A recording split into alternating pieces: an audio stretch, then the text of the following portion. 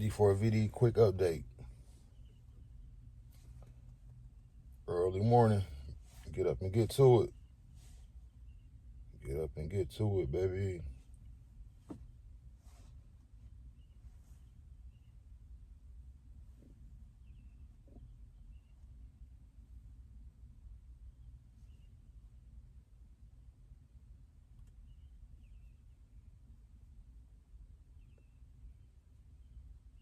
The supplies you use the most.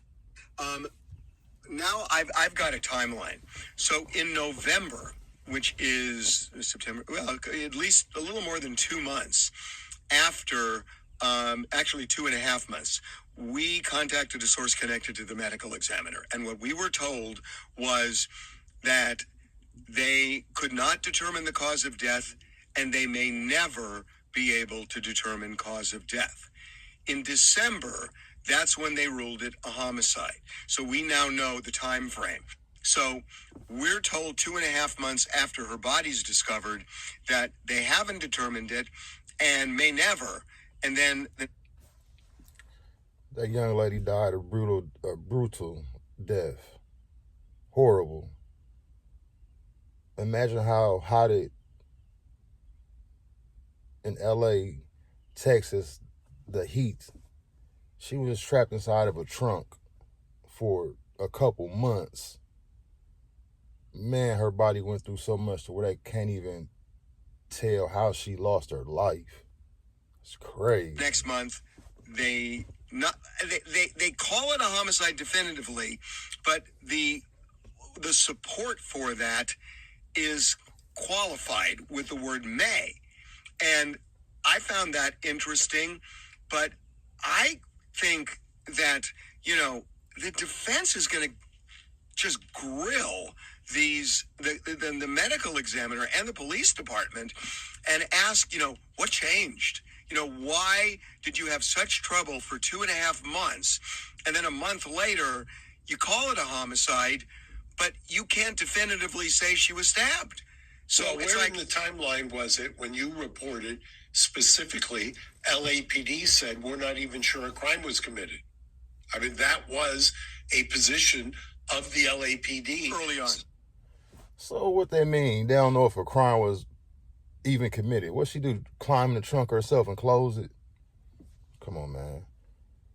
D4VD David, he got a look on his face to where it's like you can look into his eyes and see his soul ain't right. Like your eyes tell it all, man. He did something so horrific and is eating his soul up. Yeah, early on, they said we're not sure a crime was committed. Then you have the inordinate amount of time. By the way, also, kudos to you because you reported and you would not be backed down about the fingers. That was in the coroner's report, that the fingers were, what I think the term was, waterlogged. Yeah, they did not. They said our report was wrong. Yes, they said the report was wrong. They also said it was an investigative grand jury. Well, waterlogged, does that mean that they thinking she was drowned? Drop a comment below. What does waterlogged mean with her fingers?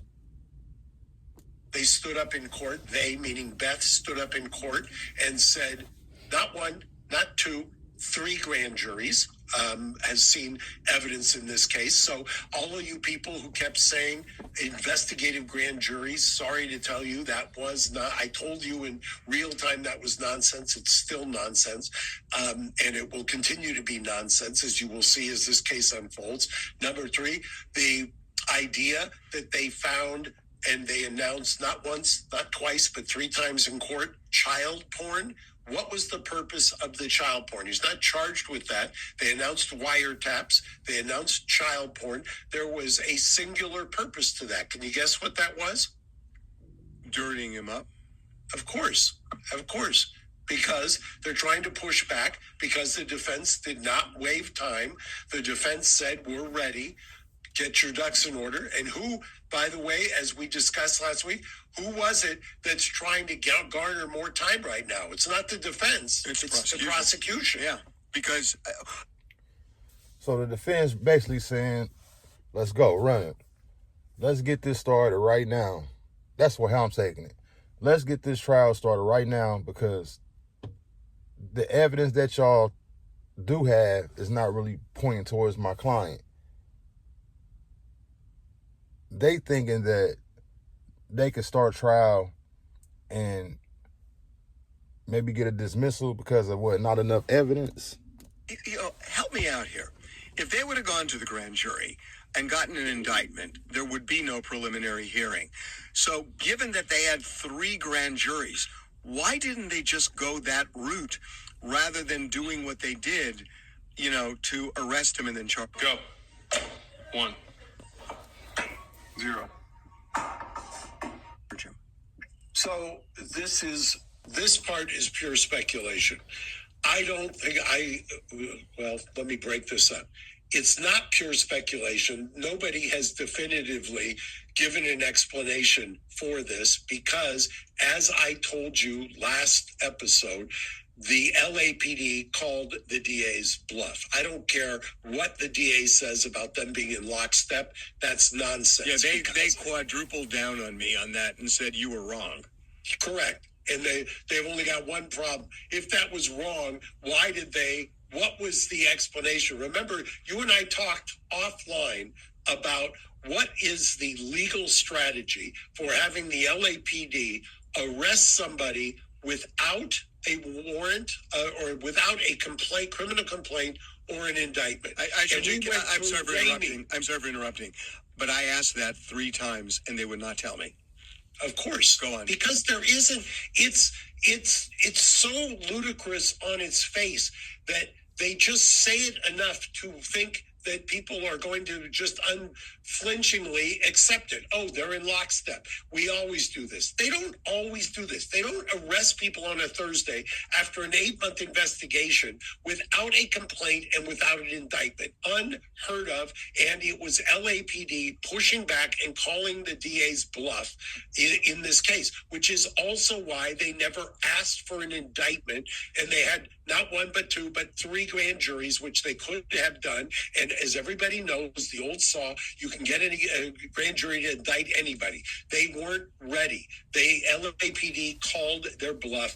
No amount of retro kind of rewriting of history is going to do that. And we will see what happens, because when is the preliminary hearing set for? May 1st. Yeah. You think that's happening? Yes. I think the defense is going to demand it, and they have a right to it. Right. So, and what do you think the prosecution's going to do? They're going to try to get it.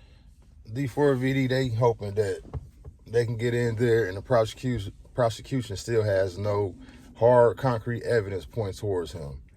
But if he didn't do it, who put that young lady in that trunk, man?